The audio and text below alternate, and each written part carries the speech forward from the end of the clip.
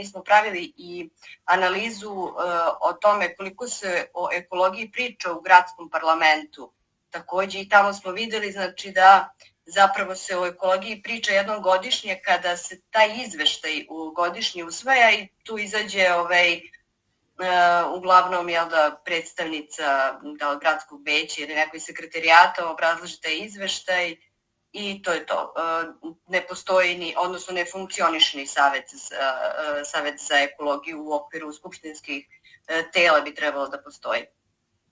Tako da, kažem, mislim da je to neka tema koja njima prosto nije važna i tako se i odnose prema njoj.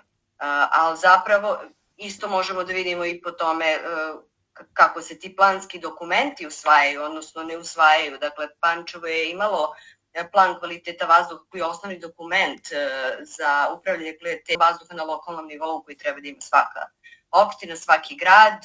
Pančevo je imalo taj plan od 2015. do 2020.